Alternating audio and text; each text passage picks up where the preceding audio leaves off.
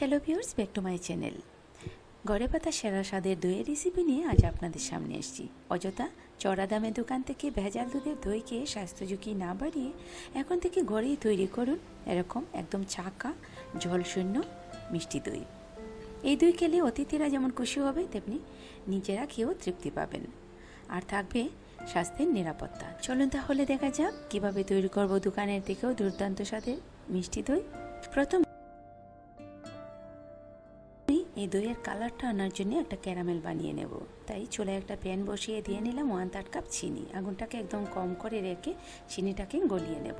চিনিটাতে যখন ক্যারামেল কালারটা চলে আসবে তখন একটু নেড়ে দেব।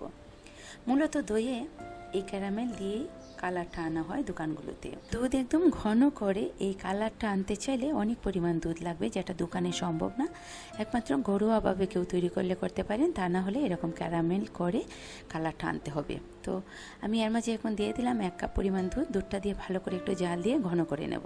ক্যারামেলটাকে নামিয়ে রেখে চলে এলাম নেক্সট স্টেপে। চুলায় এখন আবারও একটা প্যান বসিয়ে দিয়ে নিচ্ছি 2 মগ লিকুইড দুধ, মানে 1 লিটার লিকুইড দুধ। আপনারা লিকুইড দুধ দিয়ে না বানাতে চাইলে গরম জলের সাথে গুঁড়ো দুধ মিশিয়েও একইভাবেই এই মিষ্টি দইটা বানাতে পারে। দুধটাকে আমি আগে থেকেই জাল দিয়ে একটু ঘন করে রেখেছিলাম, এখন আবারও জাল দিয়ে নিচ্ছি। আর এই পর্যায়ে দিয়ে নিচ্ছি 1/3 কাপ গুঁড়ো দুধ। গুঁড়ো দুধটাকে ভালো করে মিশিয়ে নিচ্ছি। গুঁড়ো দুধ আপনারা চাইলে দেবেন, না চাইলে নাও দিতে পারেন, তবে দিলে দইটা খেতে বেশি ভালো লাগবে।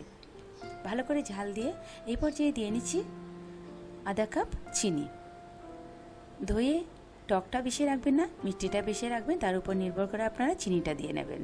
চিনিটাকে দুধের সাথে মিশিয়ে ভালো করে আর একটু ফুটিয়ে নিচ্ছি। এই পর্যায়ে দিয়ে দিচ্ছি ক্যারামেলটা। ক্যারামেলটাকে দুধের সাথে ভালো করে মিশিয়ে আরও কিছুক্ষণ সময় দুধটাকে ফুটিয়ে নিলাম।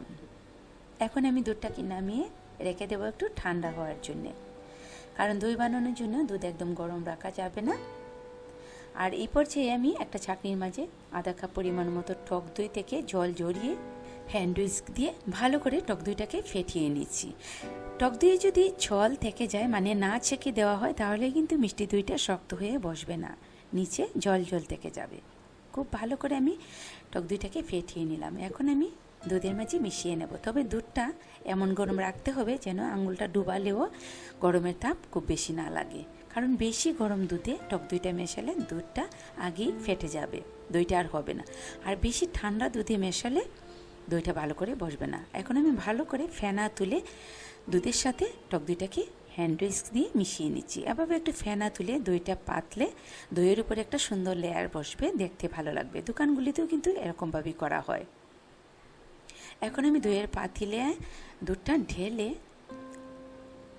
একটা ঢাকনা দিয়ে ঢেকে চলে যাচ্ছি নেক্সট স্টেপে। এভাবে বসে যাবে।